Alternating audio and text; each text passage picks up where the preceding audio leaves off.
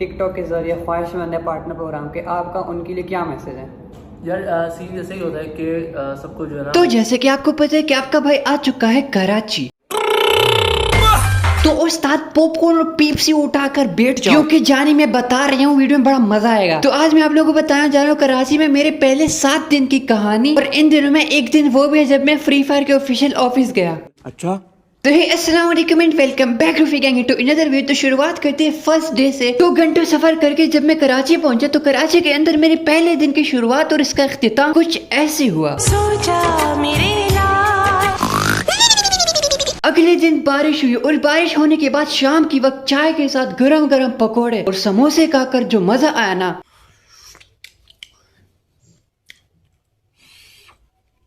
तो भाइयों बहनों कराची के अंदर हमारा दूसरा दिन बहुत ही स्वादिष्ट था और ये वाकई में बहुत ही दमदार बात है। लेकिन थोड़ा डरावना भी था, क्योंकि जब मैं बारिश के बाद बाहर निकला तो गली में मिट्टी और धूल ने पानी के साथ मिलकर एक किस्म का गुबड़ीन बना दिया था। जगह जगह पे खड्डे पानी से भर गए थे। लेकिन चूंकि हमारा बचपन गाँव में गुजरा तो हमें इस चीज की आदत है। और कराची में इंसानों से ज्यादा तो कुत्ते और बिल्लियां हैं। रात के वक्त गली में निकलो तो बिल्ली गैंग इकट्ठे होकर बाइकों पर बैठकर आराम फरमा रही होती है। तीसरे दिन मेहमानों का आना जाना हुआ। चौथे दिन 8,000 का खर्चा करके वाईफाई लगा लिया। और जिस वक्त लगा रहे थे तो इसको लगाने वाले के अल्फाज कुछ ऐसे थे, अरे जाने मैं बता रहा हूँ इस पूरे एरिया में 1 नंबर नेटवर्क है हमारा। लेकिन जब लगाया तो लग गए। स्पीड तो है लेकिन स्टेबल नहीं है। और वाईफाई लगाने के बाद ही बंदा अंडरग्राउंड हो गया, अब रिप्लाई भी नहीं दे रहा। खैर जब थोड़ी देर बाद स्टेबल हुआ तो मैं सोलो वर्सेस स्क्वाड खेलने चला गया। पहले मैच में मेरे साथ ये वाला हादसा हुआ।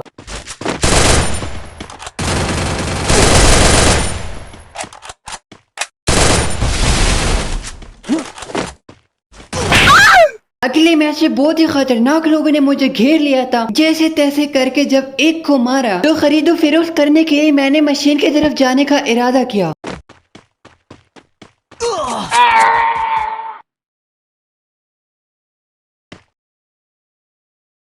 ये एक अलग तरह के लोग हैं जो ये सब करते हैं। जब हम छोटे थे, गांव में थे, तो हम इनको जनखे कहते थे। जब थोड़े बड़े हुए तो पता चला कि इनको खुसरा कहा जाता है। जब थोड़े और बड़े हुए तो पता चला कि इनको छक्का कहा जाता है। और जब और बड़े हुए तो पता चला कि इनको गे कहा जाता है। और इसकी वजह से मेरा पूरा मूड खराब हो गया। देखो इमोट से मुझे कभी भी गुस्सा नहीं आता, बल्कि मैं तो खुश होता हूँ। लोग इमोट तभी करते जब वो अपने अब्बू को मारते और खुश होकर इमोट सिखाते हैं। और यार कौन सा बाप ये नहीं चाहता कि उसकी औलाद खुश रहे। तो इमोट दिखाने वाले खुश, मैं भी खुश। लेकिन यहाँ पर मेरा दिमाग इसलिए घूम गया क्योंकि इसने चुप के मारा था। खैर ये दिन भी गुजर गया। अगले दिन था जुम्मा। तो ऑलमोस्ट हर बंदे रेडी होकर पिक्चर्स लेता है। तो मैंने भी अपनी फेवरेट शर्ट पहन ली और इसने ली मेरी कुछ पिक्चर्स।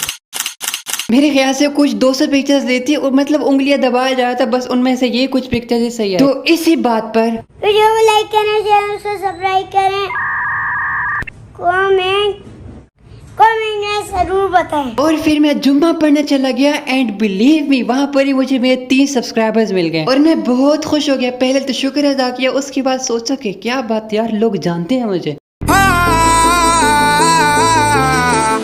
उसके अगले दिन अपने भाई के साथ मैं चला गया ज़ैनब मार्केट, कुछ टी शर्ट्स ले ली। और उसके बाद अगले दिन यानी संडे को मैं एक दावत पर चला गया और वहीं पर ही रुक गया, क्योंकि अगले दिन यानी मंडे को मैंने निकलना था फ्री फायर के ऑफिस। तो वहाँ से ऑफिस बहुत करीब पड़ रहा था। तो हमारे 6 दिन गुजर गए। अब बात करते हैं हमारे 7वें और सबसे स्पेशल डे के बारे में। पता है मैंने घर से ऑफिस तक व्लॉग भी बना लिया था। सो हे अस्सलाम वालेकुम and welcome back to gang to another vlog. तो टाइटल और थंबनेल देख कर आप लोग पता चल गया होगा आज हम लोग जा रहे हैं फ्री फायर के ऑफिस में। और अभी मतलब मेरा जो खुद का घर है जहाँ पे मैं रहता हूँ ना, वहाँ से जगह बहुत दूर थी। तो कल मैं कजन लोगों के घर यहाँ से 10 मिनट के फासले पर है। और आपको शोर आ रहा है तो वो पैरेट्स वगैरह वो भी मैं आपको दिखाता हूँ। ये देखो ये सारे शोर आपको बैकग्राउंड में आता है, इन सब का आ रहा था। ये इन्होंने किस लिए बनाया, किस लिए तो जी पहले मैंने करीम कराए, उसके लिए 20 मिनट का इंतजार किया और अचानक से फिर मैसेज आता है, सॉरी आपके इलाके में कोई भी ड्राइवर मौजूद नहीं है। तो मैं रिक्शे में बैठ गया था, बहुत तेज हवा चल रही थी, सारे बाल आंखों पर आ गए थे, कुछ दिखाई नहीं दे रहा था और बहुत झटके भी लग रहे थे, तो इसलिए मोबाइल ठीक से पकड़ ही नहीं पाया मैं। और यकीन करो ये जो कराची की सड़कें है ना, ये लड़कियों की प्रॉब्लम्स की तरह, ना इनका सर है और ना इनकी टांग है, एक दूसरे में सड़कों को घुसाया हुआ है। जहाँ पर मैं था वहाँ से 10 मिनट का रास्ता था, 12:30 पर मैं घर से निकला और 1:30 पर मैं ऑफिस पहुंचा। अभी बीच में 50 मिनट कहाँ गए, बताता हूँ कि क्या सीन हुआ। सबसे पहले तो रिक्शे वाले चाचा ने एक जगह पे उतार दिया कि ये रही तुम्हारी डेस्टिनेशन। मैंने बोला नहीं, क्योंकि अगर हम मैप को देखें तो अभी भी 4 मिनट का रास्ता बाकी है। तो 2 रोड से, ऊपर ब्रिज और नीचे जमीन वाली रोड। अब मुझे जाना था नीचे वाले रोड से, लेकिन मैप में ये तो नहीं बताते ना कि तुमने कहाँ से जाना है, और चाचा को भी रास्ते का नहीं था पता। मैंने बोला कि ऊपर वाली रोड है। गोल गोल घूमकर वहीं पर आ गए जहाँ पर चाचा ने बोला था कि ये वाली लोकेशन है। वहाँ पर मैं कभी एक से पूछा कि बिल्डिंग का है, कभी दूसरे से, किसी को कख नहीं था पता। मैंने अगेन मैप ओपन किया और पैदल चलने लगा। अब मैं उस बिल्डिंग तक पहुंच गया। उसी बिल्डिंग के सिक्योरिटी गार्ड से मैं पूछता हूँ कि ये डैश नाम वाली बिल्डिंग है, और वो आगे से बोलता है भाई मेरे को तो नहीं पता।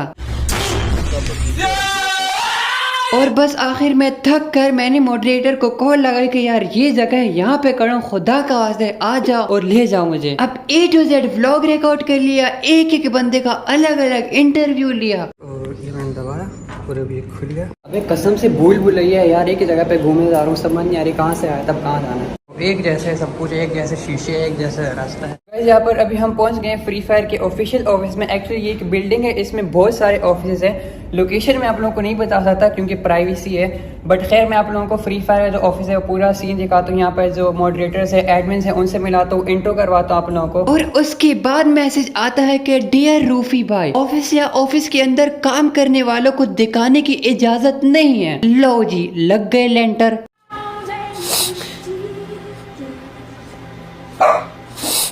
ये 2 जुमले सुनकर मैं दिमागी संतुलन बिगड़ गया। दिमाग को ठिकाने पे लाने के लिए मैंने चाय पी, उससे काम नहीं बना। मैं सोचता गया, सोचते सोचते मुझे जोरों की भूख लग गई। मैं खाने वाली जगह पे चला गया। बहुत सी चीजें थी, गोश्त, आलू मटर वगैरह, लेकिन मैंने आलू मटर को प्रेफर किया क्योंकि रात को ये गोश्त बिरयानी खाया था तो उसकी गर्माइश अभी तक जिस्म से नहीं निकली थी। और ये है वहाँ का व्यू, और ये मैं दाएं हाथ से खा रहा हूँ लेकिन कैमरे में बायां हाथ दिखा रहा है, तो इसलिए फितवा मत लगा देना मेरे पर। एंड उसके बाद मैं वापस ऊपर चला गया और फिर मेरे जहन में ख्याल आया, और उसी ख्याल को आप लोग अब तक देख रहे थे और सुन रहे थे कि कहानी की शक्ल में सब कुछ बता देता हूँ और सुना देता हूँ। फिर वापस आकर काफी दिमाग का माथा तापा करने के बाद मैंने मैनेजमेंट को एक वीडियो के लिए राजी कर दिया, लेकिन उसमें भी शर्त थी कि मैंने फेस को हाइड करना है। एंड उसके अलावा भाई मैंने आपसे पूछना है था कि जो लोग आना चाहते हैं टिकटॉक के जरिए ख्वाहिशमंद है पार्टनर प्रोग्राम के, आपका उनके लिए क्या मैसेज है? यार सीन जैसे ही होता है कि सबको जो है ना वो पता ही है क्राइटेरिया क्या होता है। 50,000 फॉलोअर्स का क्राइटेरिया, लेकिन 50,000 का मतलब ये नहीं कि सिर्फ 50,000 वाले ही हैं, लेकिन उसके अंदर ये भी होता है कि अगर बिल्कुल क्लोज है 50,000 के, लेकिन उनके व्यूज़ बहुत अच्छे हैं तो उनको भी जो है ना प्रेफर करते हैं कि हम टीम से बात कर लेते हैं कि भाई इनके व्यूज़ इतने अच्छे हैं तो उनको हम उसके अंदर कंसिडर कर लेते हैं। लेकिन 50,000 का क्राइटेरिया होता है, उससे अबव वाले जो है जाहिर सी बात है कि व्यूज़ वगैरह अच्छे हैं तो डायरेक्टली आप थ्रू कोई भी कैंपेन चल रही हो उसके थ्रू अप्लाई कर सकते हो। तो हर वक्त ही चल रहा होता है हायरिंग वगैरह जो जितने भी कंटेंट क्रिएटर्स होते हैं उनके लिए। मतलब आप ये कहना चाह रहे हैं कि डेडलाइन नहीं है टिकटॉक पार्टनर प्रोग्राम की? डेडलाइन एज सच मेंशन नहीं है कहीं, लेकिन अगर आपको लगता है जैसे मोस्टली हमें कंटेंट क्रिएटर्स जो है हमारे ऑलरेडी वो हमें बता रहे होते हैं कि ये भी एक बंदा ये भी एक बंदा, तो हम देखते हैं पहले रिव्यू करते हैं कि अगर उनके वाकई इतने अच्छे व्यूज़ होते हैं और फॉलोअर्स भी उनके 50 के अबव होते हैं तो हम उनको जाहिर सी बातें कंसिडर करते हैं इस चीज़ पे। बिल्कुल। मतलब ये जो होता है ये यहाँ पे नहीं होता, मतलब यहाँ से इन नहीं होते, वियतनाम की टीम देखती है फॉलोअर्स वगैरह, सारी पूरी होल टीम देखती है, यहाँ की भी टीम देखती है, वहाँ की भी टीम देखती है, फिर एक साथ बैठ के जो है डिसाइड होता है। सही, फिर मतलब आप लोगों को बताते हैं कि हाँ ये सही है, इसको आप ले रहे हैं। चलिए, थैंक यू।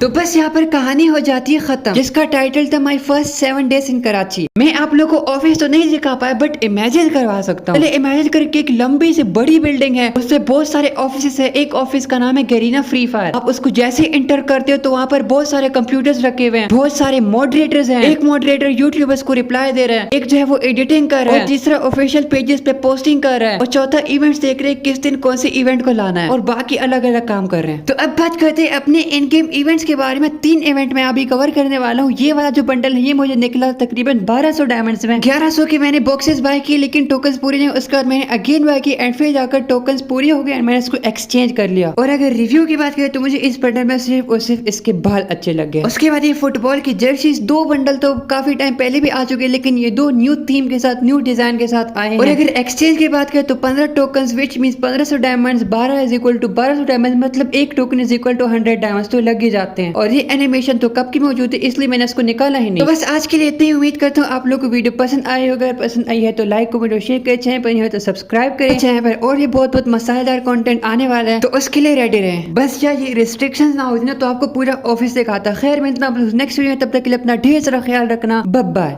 मुझे बहुत बहुत बहुत बहुत मजा आएगा। बहुत बहुत बहुत मुझे बहुत